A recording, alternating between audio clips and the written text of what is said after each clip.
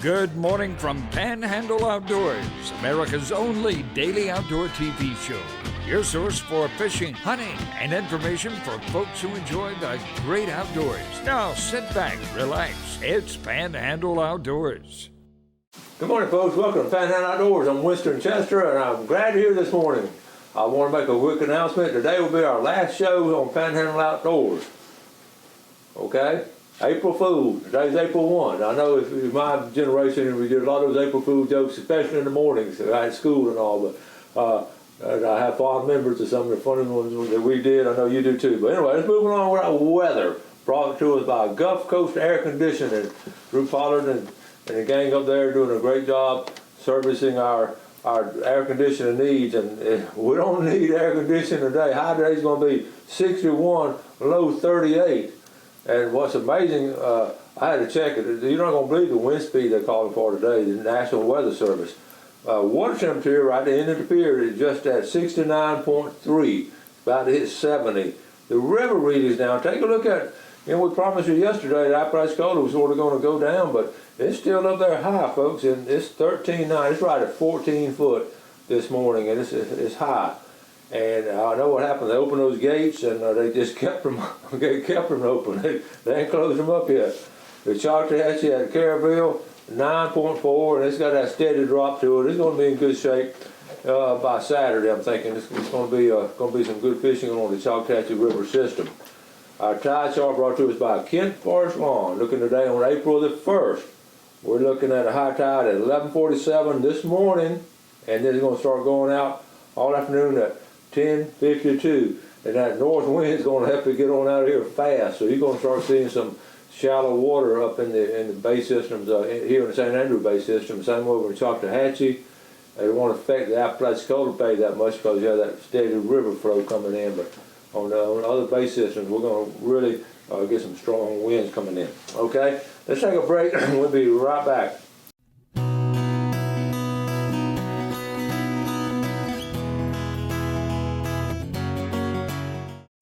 Okay, welcome back. Got all kind of pictures to show you. I know you enjoyed the students of the month yesterday. Always fun having them on. And next month we'll have some more, and we'll try to get several on. Some of your schools might have some outstanding kids. They don't necessarily have to be in outdoor education, but maybe some outstanding young people who are doing some really good things in our community and area. Let's take a look at this first picture. How about Drew Benton? Drew's been on the show, local boy here. I'm going to read what it said. Pretty surreal to see this Bass Nation magazine come in the mail today. I used to beg my mom and dad to buy these every time we would go to the grocery store growing up. And now we made the cover. Thanks to Bassmaster and all the people who have backed me over the years. I couldn't have made it this far without you, and hopefully we're just getting started. So here's the deal. Okay, the Bassmaster magazine, Panama City's own Drew Benton is on the cover of Bassmasters. Folks, that is big time. You think about all of the great bass fishermen all over the place in the country. And for Drew Benton to make that is quite an honor. So congratulations, Drew. We're proud of you. And when you get back home, get back on Panhandle Outdoors, and we'll be glad to have you. Phil Buchanan, Winston, this bird came off of Haddon Ridge. That's around the Steelfield area. Folks, that bird is 21 pounds, 10.5-inch beard, inch and a quarter spurs. That's a big bird. Look at old Bill. Okay, good job, Bill. All right.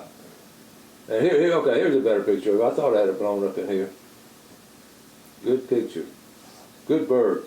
All right, look, coming up, I've got this, Winston, the new boating safety law. A lot of talks about this. We got to get this explained. This is interesting. It's a new law as of today requiring the use of what we call a kill switch. They call it a cut-off switch. The operators of vessels less than 26 feet in length will be required to use an engine cut-off switch or kill switch as of April 21. So does that mean it's got to, there's some exceptions to that. So we're getting, thank you, Michael Fitzgerald, the flotilla commander. We're going to get them to come on the show and explain some of this to us, what's going on with this. How about a bucket full of Spanish from the shore? Coach and Carlisle yesterday from the shore, okay? They caught them on twitching mullet. That's a bucket full. All right, I show Tess Randall Jolly there in northeast Alabama. I show her pictures a lot. This one just jumped out at me. She just sent this one yesterday. What's great about it, you have the hen right here, the center of attention, and look at all those gobblers. Of course, it's fuzzy, which is, that's what makes it so great. All those gobblers in the background, and they're all trying to get her attention, so she'll be attracted to one of them. But it all centers around the hen, and that is the epitome. If you're a turkey hunter, that's the epitome of turkey hunting. Trying to replicate nature, and that's just. I sent back Tess a note. Just what an awesome. She's just an awesome photographer, and you've seen a lot of her stuff before. Okay, William Jones up there around the house, a buddy. I was at Port St. Joe, and a friend of mine came swimming through about mid-morning. I first looked at her, I thought she was at least 7 foot long. I thought it was a shark, and then I look at it. What do you think that is? Okay, I'm gonna let you guess. It looks like a manatee to me, 7 foot long. Good job, William. Okay, hello Winston, this is Vince Long. I sent you a photo of my gear from the Panhandle Outdoor Shop and my dog, Gert, a while back. Oh, we finally had a chance to get out into the woods a bit. I love the gear. I couldn't get the big dog to smile on camera. Thanks again for getting the Panhandle Outdoor Shop up and running. And I want to thank Travis also. He's the one who really got it going. We will be ordering more soon. Enjoy the rest of your week, and you'll have a wonderful Easter holiday. Much obliged. Vince, here it is. Check this out. Isn't that a great picture? Look at that cap and shirt. That dog just admiring it. Look at Gert. And Gert's jumping off in the water. That's a pretty mountain stream right there. I'm not sure where it is. Send me word, Vince, or where you are on that picture there. Another good story. I love these stories with the pictures. This is Alan Chasen with Melanie and Marissa Ballard, the daughter. It was quiet. Okay, I'm going to read it. It's just good stuff. It was quiet out this morning, and this bird came in to soft purring for my strut and wild pot call made by Rodney Hill. This is my first turkey with my 20 gauge Stevens single shot, which is just like my grandson's 410. Yep, we've got matching guns. I can't wait till it's big enough to go with me. We're going to have so much fun in the outdoors. He thought Pop's turkey was pretty neat when I took it by to show him. He liked the big wings and all the different colors. That's something we're going to talk about, the colors of those feathers. Made sure to show him everything that's unique about a gobbler. The red, white, and blue head, the long beard, the tail fan, the spurs on his leg. He thought it was pretty cool. I gave him a couple of feathers to take inside. Can't wait till he's sitting beside me and pulling the trigger himself. A 25-yard shot, 18 pounds, 9-inch beard, and fried turkey breast for supper. Check it out. Good job, Alan Chasen. That's a great picture there. And there's the spurs here. They got to take it, okay, there's the call right there. And you got to take it by and show the grandson, explain to him what all was going on in nature. Good job there. All right, Alan. Okay, we had a breaking point now. Let's go and take a quick break. I got more pictures, and then we've got some stuff to do. So we'll be right back.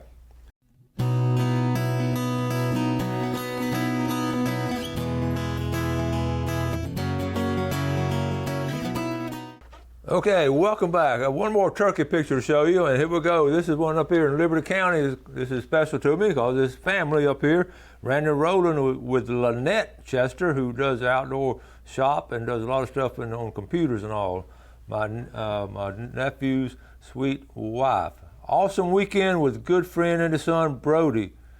Brody got his first turkey, and Dylan called it in first. They were both by themselves as me and Matthew was prepping supper. We could hear them from the camp. You think they were excited? Okay. So Dylan called it in, there's Brody. That's the first, that's for young boys that age to do that, and that's a memory right there. Good job calling Dylan, and a good shot, Brody. That's a special picture right there, a wall hanger. Okay, I got to announce, okay, this is interesting. Bassmaster now is bringing back the Redfish Championship. This is a big deal now.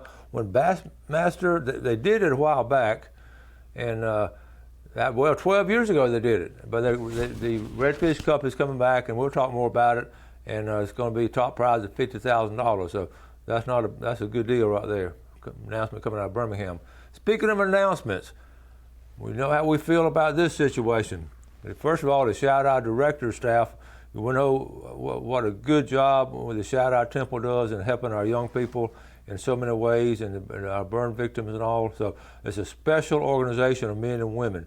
So they're going to have a brim fishing tournament at Howard Creek Upper Landing. They do this every year, and go ahead and put it on your calendar. Saturday, May 29th. Now, that's almost 2 months away, but if you're like me, you need to go ahead and put it on your calendar. My calendar don't get filled up but 4 times a year, spring, summer, winter, and fall. So you need to go ahead and put it on there. Kick off at 7 a.m., weigh in at 3, and you could be sponsored by Mason, but there'll be one there to enter. There'll be one there to sponsor you. That's just keeping it, keeping it official and all. Fish plate. If you don't want to fish, go down there and get one of those fish plates. If you've never visited Howard Creek, this would be a good time to go and visit. Go ahead and put it on your calendar.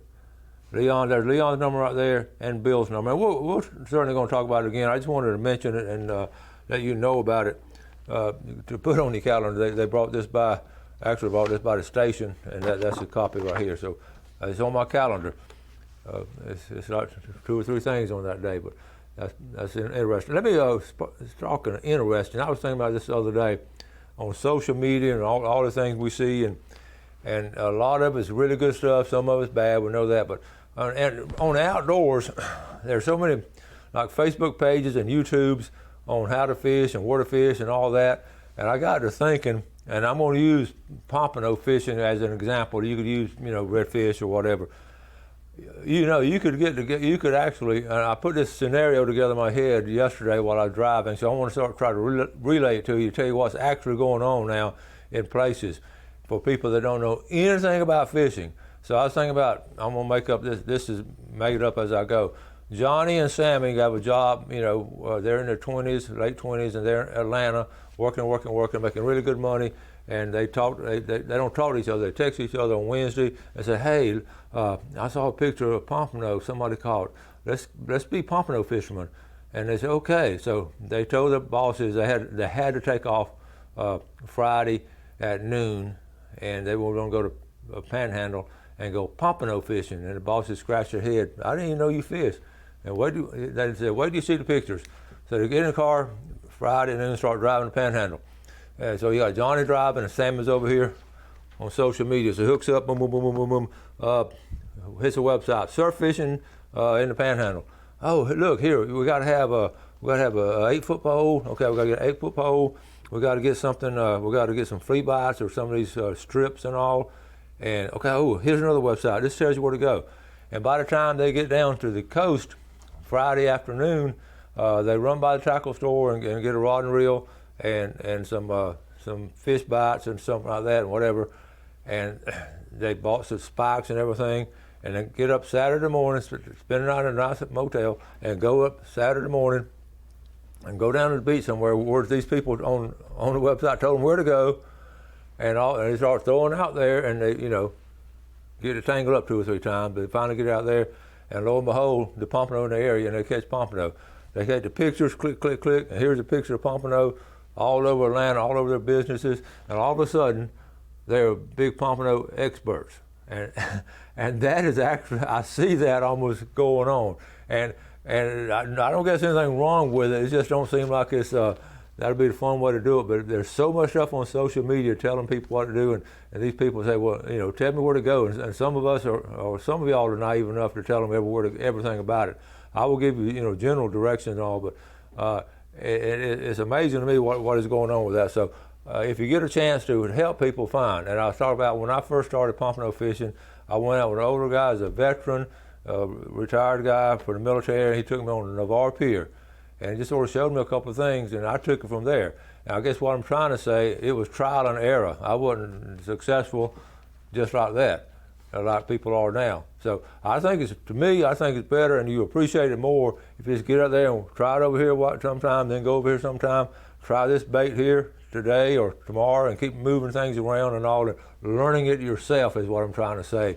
So keep that in mind. All these websites and all, they're good, and everybody, it seems like a lot of people want to brag on every catch they make, and I guess that's good. If if you need to do that. I personally don't put many of my pictures on social media, on the fish I catch and stuff like that. When I was younger, maybe I did, but anyway, it's just an interesting phenomenon we're facing now. I don't know if you're aware of that, but you can leave Atlanta at noon on Friday, and by Saturday 11 o'clock, you're a pompano fishing expert. And but now we've got some people coming in that are genuine. They're really good fishermen. So let's take a break. We do have some names to add, and guess where the pickle jar is? It's not here. But we're going to add tomorrow, Steve, Jim, and Bob, okay? And we'll be doing the drawing tomorrow. So let's take a break, and we'll be right back.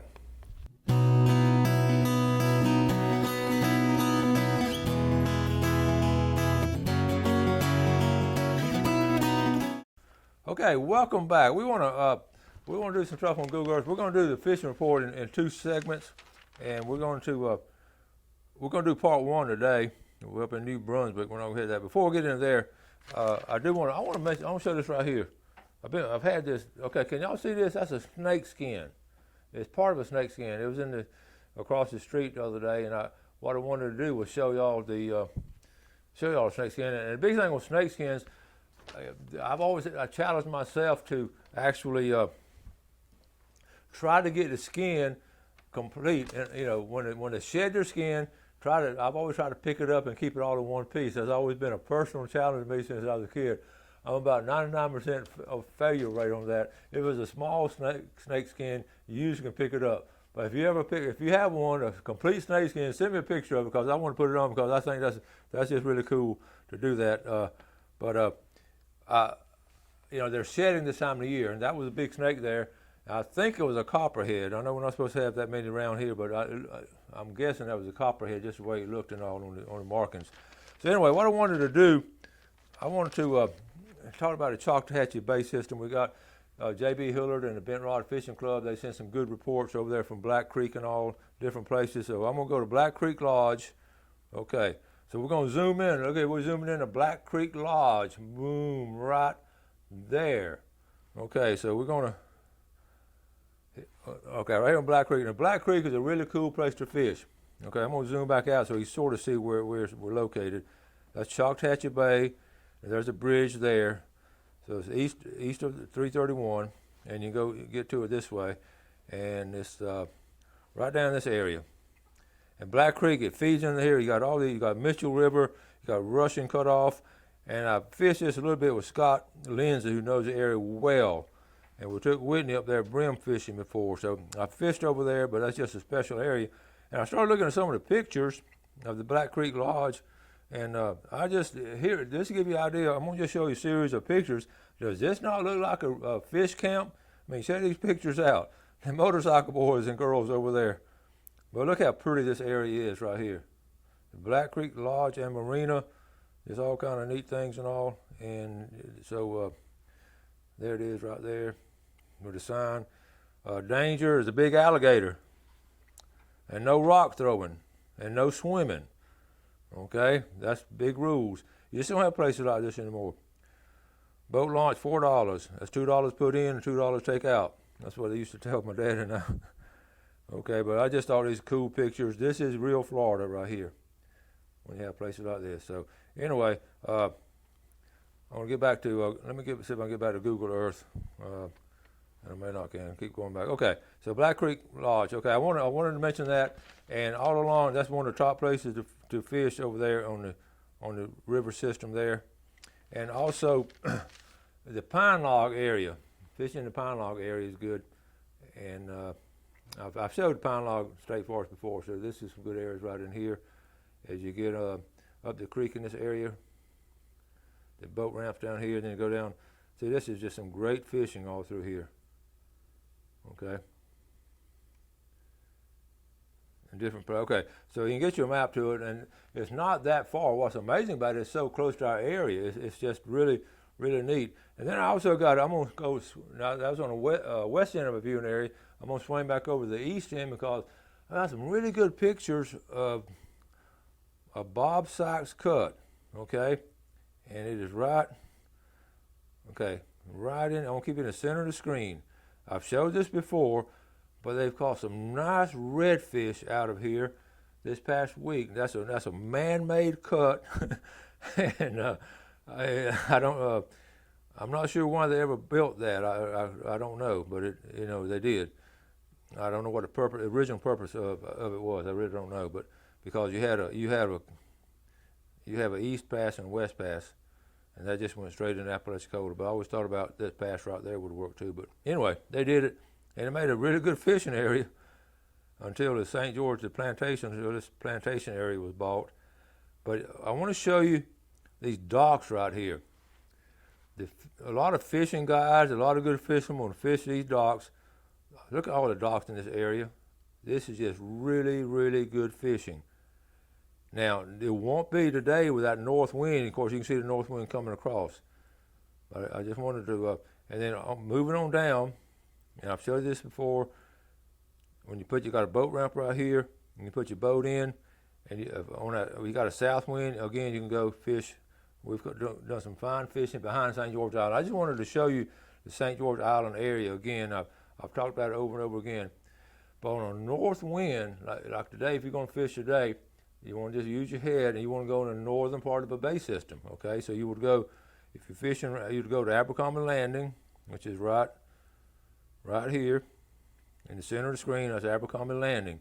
You're going to be out of the wind, and you can go up creek, or Bill Allen and I, we've done many of show going right through here into the St. Marks River, the East River. All those rivers feed into it. So I just wanted to show you this. We're going to do some more fishing report tomorrow, but I don't have capabilities. I don't have Google Earth capabilities on Studio B. We're going to be there tomorrow. So I just wanted to jump this in today and give you sort of a preview of what's going on. So anyway, if you're going fishing today, just use your head and fish on the north end of your body of water, Lake Seminole. Of course, you'll be in Georgia and Lake Seminole, but make sure you're out there. And fishing is really good now. We're just beginning spring, and it's busting out. And it's on St. J.B. Hillard and the Bent Rod Fishing Club for sending us all that good information on the Choctawhatchee River system. So, okay, I got to wrap it up. I had a lot more to do. We just didn't get around to it. Send me the picture of your snake skin. Y'all have a great day. Do something good today for your fellow man. Enjoy our great outdoors, and God bless. Thanks for watching America's only daily outdoor TV show, Panhandle Outdoors with Winston Chester, featuring hunting, fishing, and other activities and information to help you enjoy the great outdoors. Join us next time for Panhandle Outdoors.